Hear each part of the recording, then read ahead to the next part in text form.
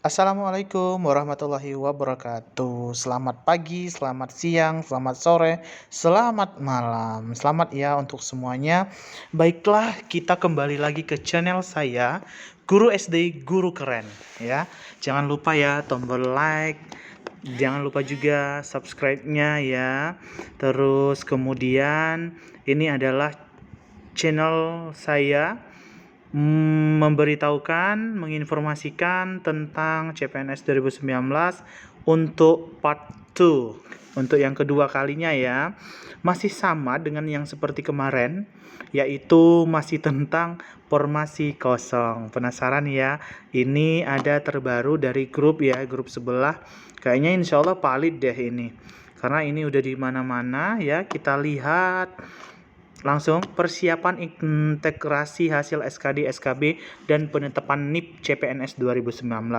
Kemarin sudah dilaksanakannya tanggal 12 Oktober selesainya SKB. Tapi masih ada ya sebenarnya yang susulan karena COVID-19 ini. Jadi ada yang susulan kemarin, masih ada.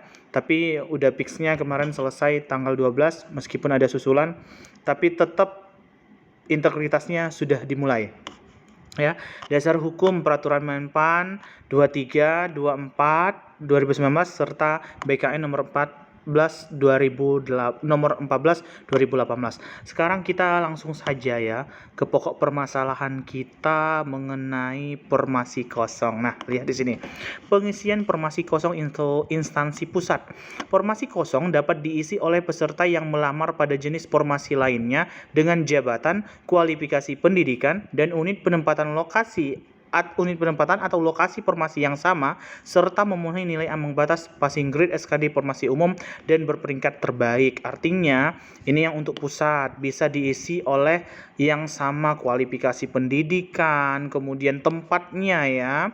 Tempat ya misalnya Kementerian Agama, sama-sama guru kelas, sama-sama pendidikannya PGSD, PGMI ya dan lainnya, dan bisa diisi. Nah, kita fokus ke instansi daerah ya, karena kebanyakan kosong ini untuk instansi daerah, karena instansi daerah ini sangat banyak peluangnya untuk mengisi kekosongan. Instansi daerah. Selain SKB menggunakan CAT, instansi daerah hanya diperkenalkan menambah satu jenis tes dan diberikan bobot paling tinggi 40% dari total nilai atau hasil SKB. Ini untuk instansi daerah kebanyakan tidak menggunakan sistem lain kecuali sistem CAT. Jadi kebanyakan instansi daerah baik kabupaten atau kota mereka hanya SKB menggunakan CAT ya. Teman-teman begitu ya, di daerah-daerah rata-rata hanya menggunakan SKB saja, kecuali dia itu kementerian ya, kementerian bisa jadi. Nah, kita lihat pengisian formasi kosong instansi daerah. Ini ada dua ya, ada dua macamnya. Jadi tolong diperhatikan baik-baik dua macam ini seperti apa perbedaannya. Kita lihat yang pertama.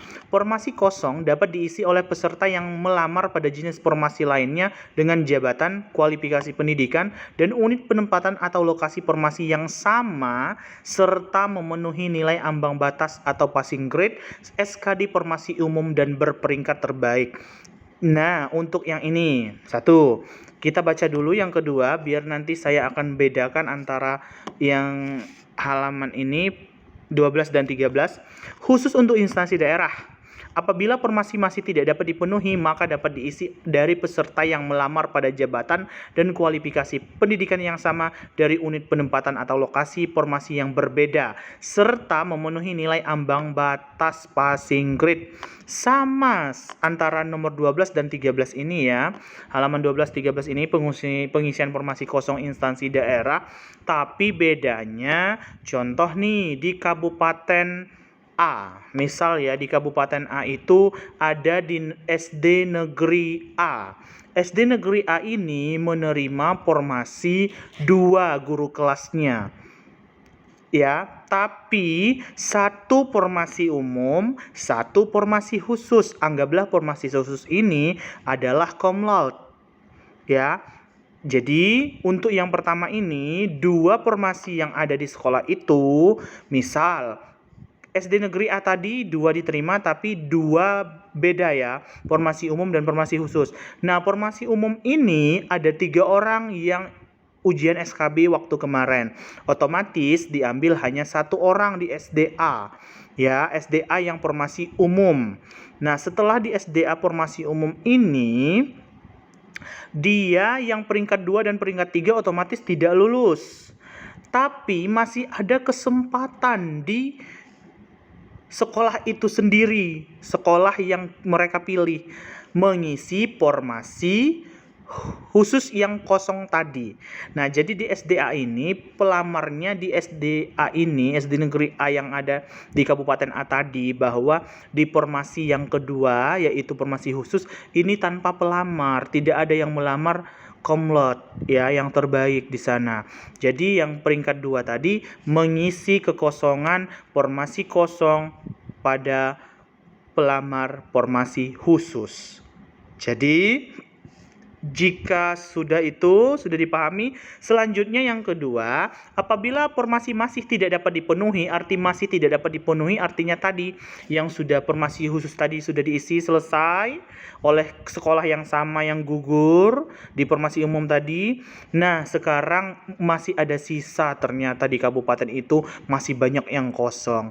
Akhirnya nanti seluruh yang ikut SKB gugur pada tujuan sekolah yang ditujunya, maka dia berhak menempati sekolah-sekolah yang kosong dengan cara di ranking secara global. Nah, jadi dia itu mau mengisi kosong yang khusus dulu oleh umum, tapi satu instansi, satu sekolah, penempatan lokasi formasi yang sama. Nah, sedangkan yang ini formasi masih tidak dapat dipenuhi, maka dapat diisi oleh peserta yang melamar pada jabatan dan kualifikasi pendidikan yang sama dari unit penempatan formasi yang berbeda. Tapi ingat, masih satu kabupaten atau kota. Dia tidak bisa, kalau misalkan udah beda kabupaten, tidak bisa diisi. Nah, kalau yang ini satu kabupaten dan satu instansi sekolah. Jadi yang atas itu khusus untuk sama sekolahnya, tetapi dia ada masih sekolah kosong. Kosongnya itu yaitu untuk formasi khusus. Nah, sekarang untuk yang kedua yang tadi, bahwa kalau memang sudah terpenuhi seluruhnya yang formasi kosong di tempat yang khusus, jadi boleh di ranking seluruhnya mengisi kekosongan tersebut, di ranking secara global. Global artinya berperingkat terbaik, artinya nilai yang tinggi dari arti itu. Ya, mungkin itu saja pencerahannya, bahwa setelah mengisi kekosongan dari khusus, maka setelah itu masih terdapat kosong, maka diambil lagi. Nah, mungkin itu saja. Semoga ya di 2019 ini kita termasuk dalam perankingan ya. Terima kasih.